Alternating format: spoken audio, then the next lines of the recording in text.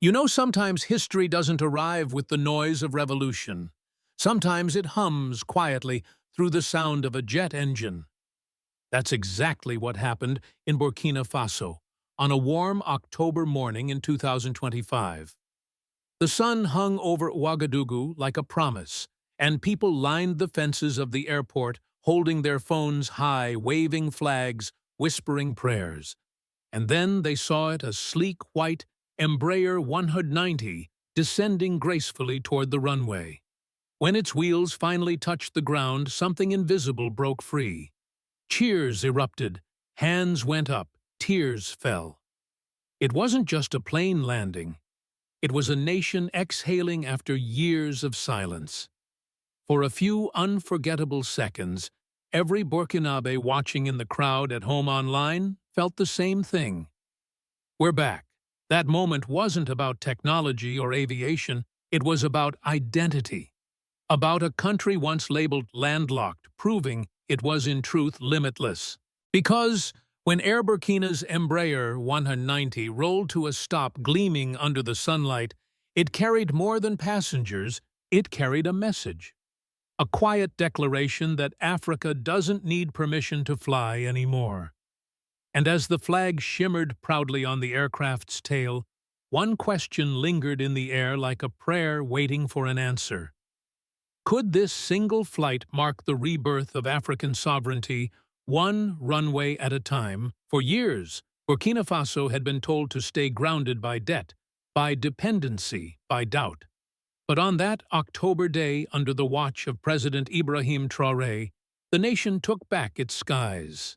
No speeches, no fireworks, just the sound of engines whispering a truth the world had long ignored. Because sometimes freedom doesn't shout, it flies. Long before that Embraer 190 kissed the runway in 2025, Air Burkina had once been a symbol of national pride. Founded in 1967, just a few years after Burkina Faso's independence, it was more than an airline.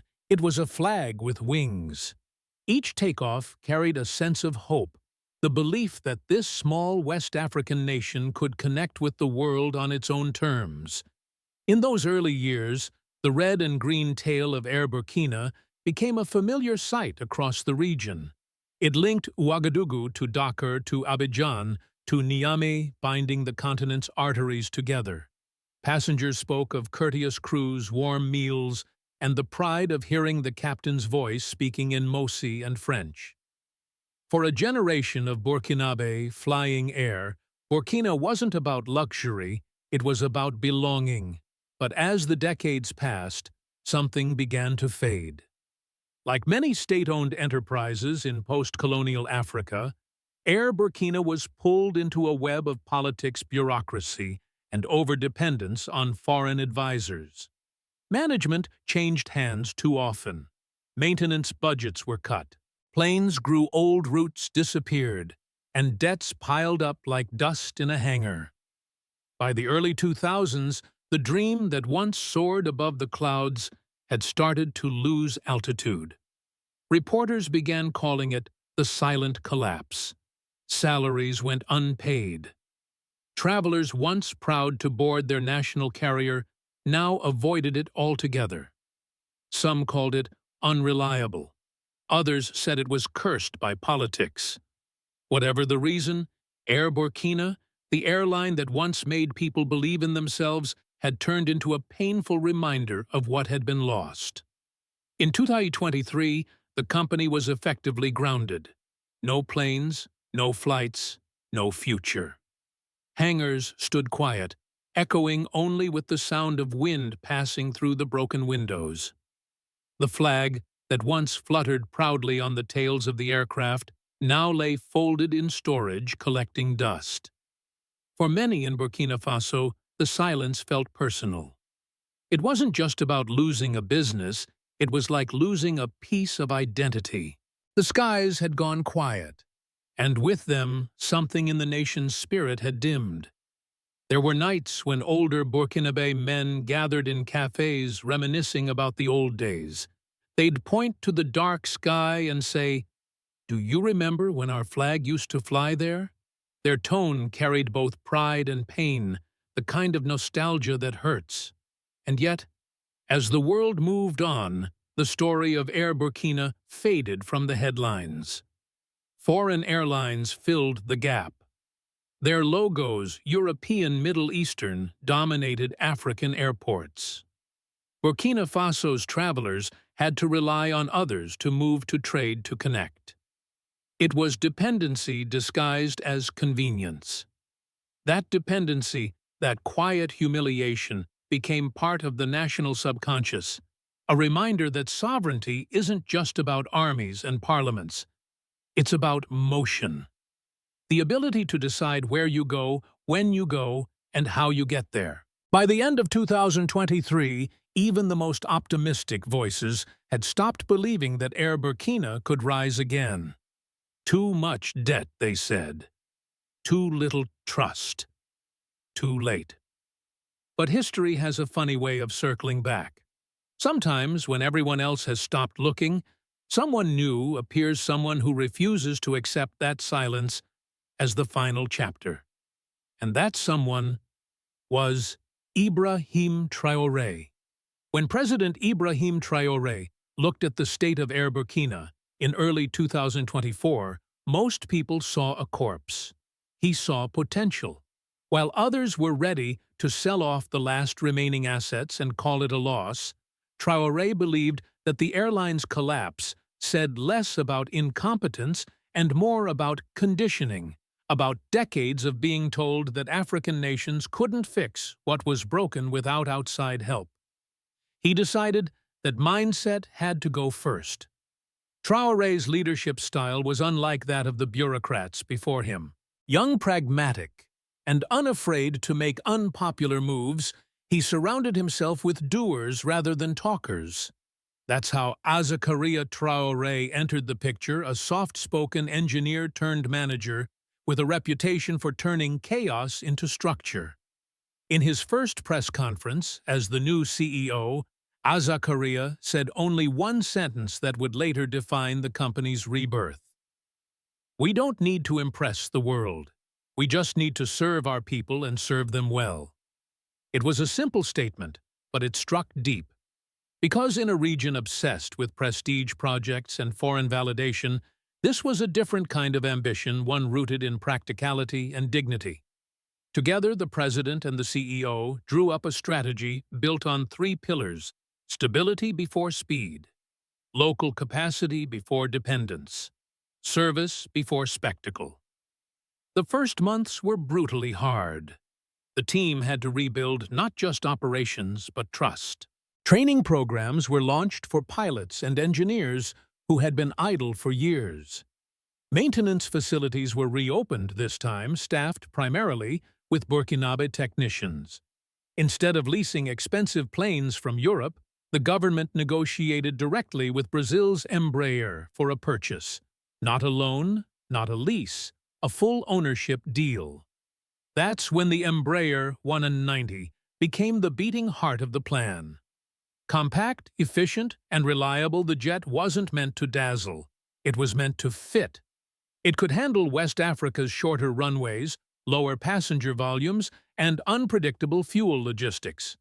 For Air Burkina, the Embraer 190 wasn't just a plane. It was proof that smart choices matter more than showy ones. Inside the cabins, the details told the story. Leather seats, calm, lighting, clean interiors. Not luxury, but dignity.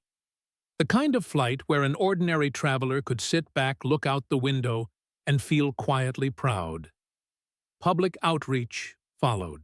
Air Burkina didn't rely on slogans or advertising agencies. It relied on presence.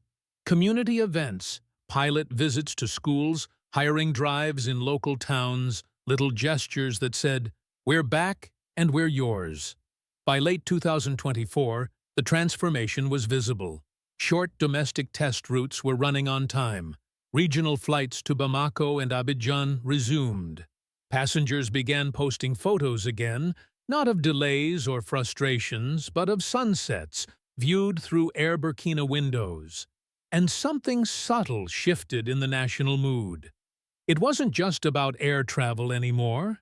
It was about trust, returning trust in competence, in discipline, in the belief that an African state could run something world-class on its own terms. In coffee shops and radio shows, people began speaking about Air Burkina with a new tone. The jokes about its bankruptcy disappeared.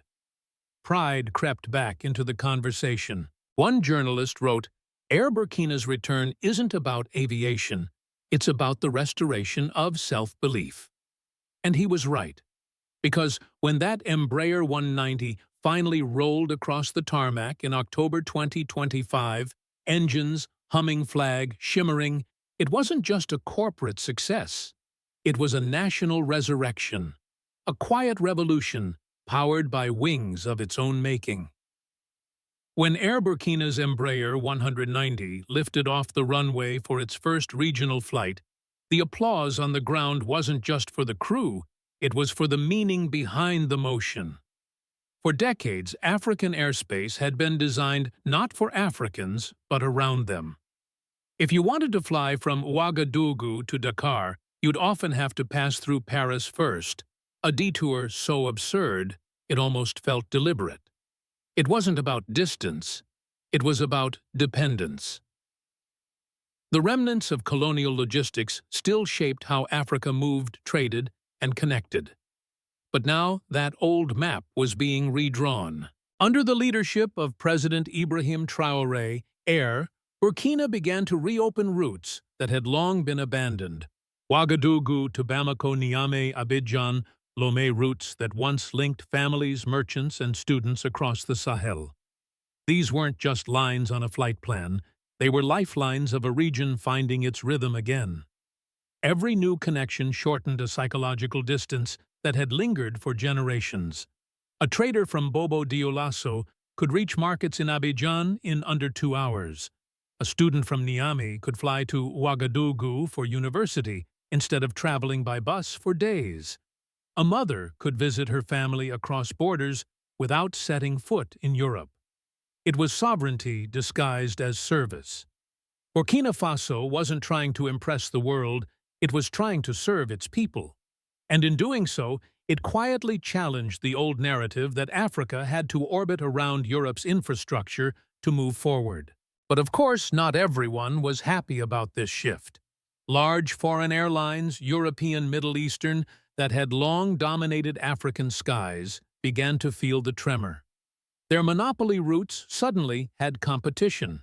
Subtle criticisms began to surface in international media.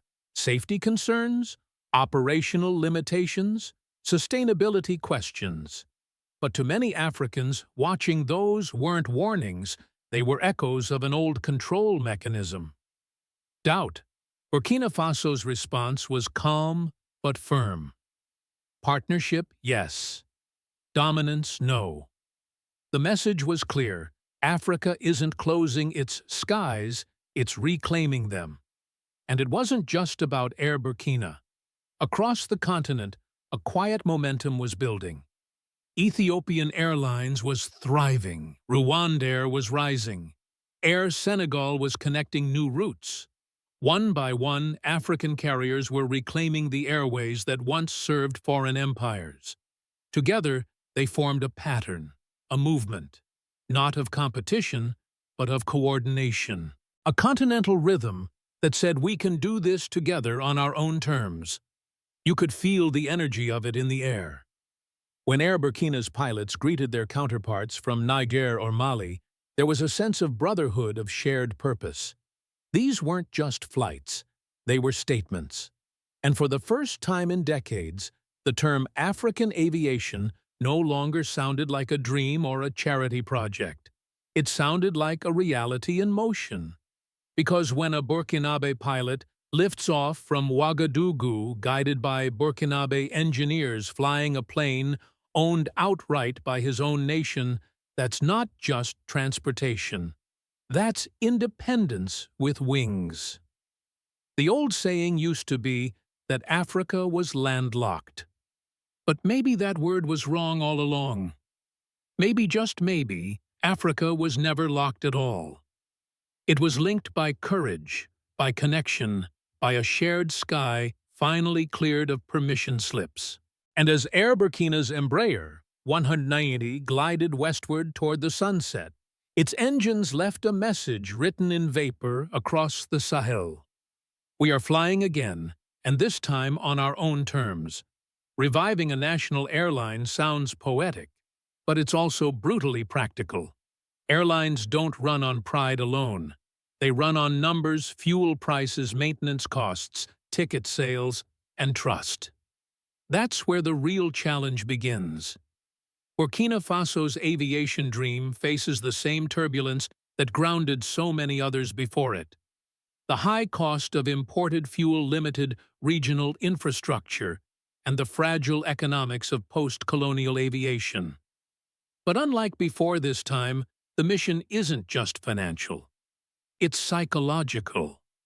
President Ibrahim Traoré often says, "We are not rebuilding planes. We are rebuilding confidence." And that's exactly what Air Burkina is doing, teaching its citizens to believe again, not in miracles, but in management. To outsiders, especially in the West, this experiment has drawn quiet curiosity. In Washington and New York, policy circles are watching closely. Some analysts describe it as a small but significant case study in African economic self-determination. Others, more skeptical, call it a nationalistic gamble.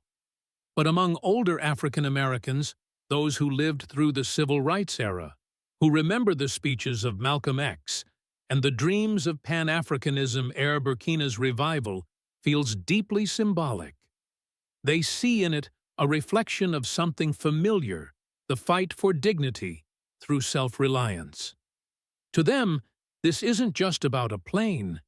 It's about a people saying, "We can fix what's broken, and we can do it without permission." And that resonates far beyond Burkina Faso. In cities like Chicago, Atlanta, and Washington, D.C., communities of the African diaspora are sharing this story online, calling it proof that sovereignty can take flight. Yet even the proudest vision must face the test of sustainability. Air Burkina's success will depend on consistency, not symbolism, on delivering safe, affordable, and reliable service every day.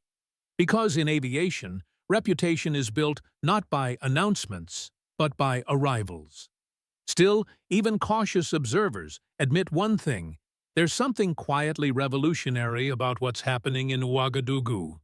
While Western airlines debate profits and global institutions publish reports, Burkina Faso is simply flying. Not for glory, not for prestige, but for self-respect. And maybe, just maybe, that's what real independence looks like. Not shouting, not marching, but moving forward under your own wings. When the Embraer 190 cut through the clouds above Ouagadougou that morning, it wasn't just an aircraft reclaiming altitude, it was a continent reclaiming confidence. Because in the hum of those engines, you could hear something more than machinery. You could hear history rewriting itself softly but firmly in the language of motion. From the ashes of failure Air, Burkina rose not as a corporate comeback, but as a metaphor proof that independence is not an event on a calendar, but a discipline practiced every day. And under President Ibrahim Traoré, that discipline became a national calling, to believe that self-reliance is not just possible, but powerful. All across Africa, similar sounds are echoing. Ethiopian Airlines in the east, Rwanda Air in the center, Air Senegal in the west. Together, they form a chorus of wings. Each flight, each takeoff is a note in a larger song of sovereignty. A song that says, "We're not waiting anymore." For too long, Africa's skies were ruled by others, its routes dictated, its rhythms delayed. But now, something different is unfolding.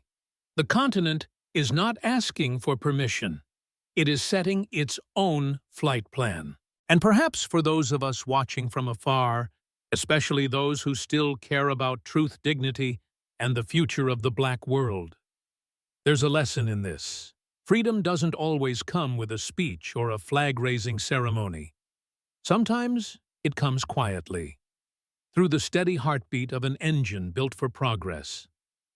So next time you hear that familiar sound above the Sahel, the hum of an Air Burkina jet soaring into the horizon, pause for a moment.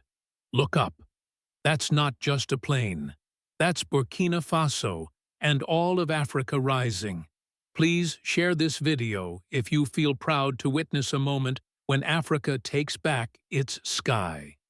Subscribe if you believe that truth, dignity, and sovereignty matter more than headlines. Because this isn't just about Air Burkina. It's about something much larger, the quiet, unstoppable return of African pride. And this time, it's flying on its own wings.